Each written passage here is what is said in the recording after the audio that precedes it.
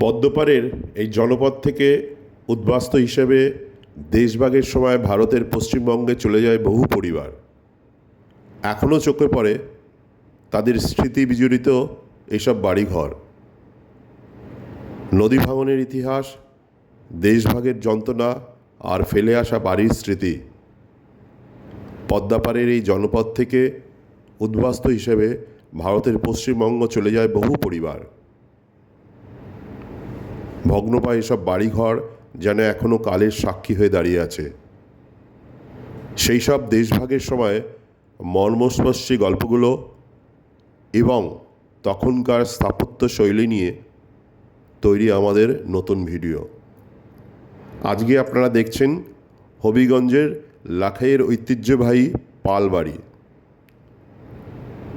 লাখাই হবিগঞ্জ বাংলাদেশ, যেটা লাখাই উপজেলায় অবস্থিত, যা তার প্রাকৃতিক সৌন্দর্য আর কৃষিভিত্তিক অর্থনীতির জন্য পরিচিত। সম্প্রতি একটি নতুন আলোচনা জন্ম দিয়েছে। এই আলোচনার কেন্দ্রে রয়েছে স্থানীয়ভাবে পরিচিত মোরাকড়ি পালবাড়ি, এক বিশেষ ধরনের গ্রামীণ উৎসব বা ঐতিহ্য যা লাখাইয়ের সংস্কৃতি ও জীবনযাত্রায় এক অবিচ্ছেদ্য অংশ।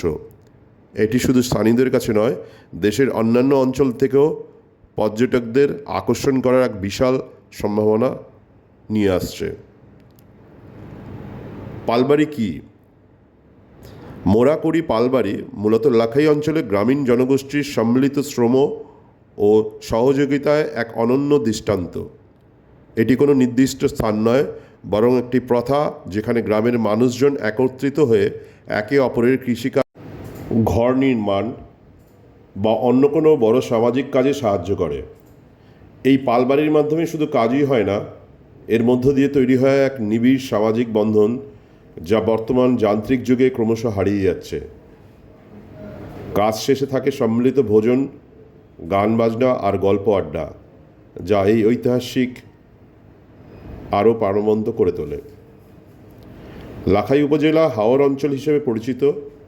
বর্ষার দিগন্ত বিস্তৃত জলরাশি আর শীতে সবুজের সমারোহ এখানকার মূল আকর্ষণ। এই প্রাকৃতিক সৌন্দর্যের মাঝে পালবাড়ির মতো ঐতিহ্যবাহী প্রথাগুলো লাখাইকে এক ভিন্ন মাত্রায় এনে দিয়েছে। পর্যটকরা এখানে এসে শুধু প্রাকৃতিক উপভোগ করবেন না, পাশাপাশি গ্রামীণ বাংলাদেশের জীবনযাত্রা, বাঙালি সংস্কৃতি এবং পারস্পরিক সহযোগিতা এক জীবন্ত চিত্র দেখতে পাবেন। ট্রাভেল নিউজ, আমি রাজীব।